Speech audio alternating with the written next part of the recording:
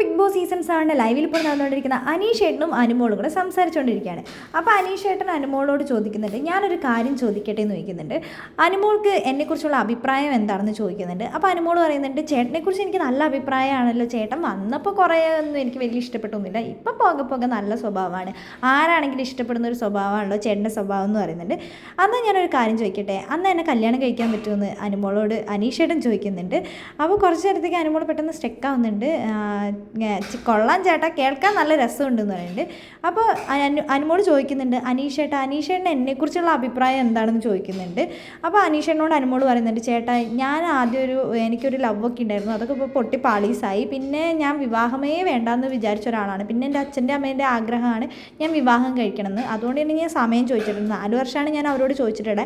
അപ്പോൾ 4 വർഷമാകുമ്പോൾ ഇനി എനിക്ക് 35 വയസ്സാവും, ഇനി എനിക്ക് സ്വന്തമായ ഒരു വീട് വെക്കണം, പിന്നെ എൻ്റെ കാര്യങ്ങൾ നോക്കണം, അഭിനയിക്കാൻ എനിക്ക് ഭയങ്കര ഇഷ്ടമാണ്, അപ്പോൾ എനിക്ക് ഇനി അഭിനയിക്കണം, അതൊക്കെ കഴിഞ്ഞിട്ടായിരിക്കും ഞാൻ ഇനി അതിനെക്കുറിച്ച് ചിന്തിക്കുള്ളൂ എന്ന് പറയുന്നുണ്ട്. പിന്നെ എനിക്ക് കുറച്ച് കാര്യങ്ങളൊക്കെ ചെയ്തു തീർക്കാനൊക്കെ ഉണ്ട് എന്ന് അനീഷേട്ടനോട് പറയുന്നുണ്ട്. പെട്ടെന്ന് തന്നെ അനീഷേട്ടൻ അവിടുന്ന് എഴുന്നേറ്റ് പോകുന്നുണ്ട്. അപ്പോൾ അനുമോൾ അനീഷേട്ടനെ വിളിക്കുന്നുണ്ട്. അനീഷേട്ടൻ എന്താ പറ്റിയ അനീഷേട്ടാ, അയ്യോ കളി കാര്യമായോ എന്ന് അനുമോൾ ചോദിക്കുന്നുണ്ട്.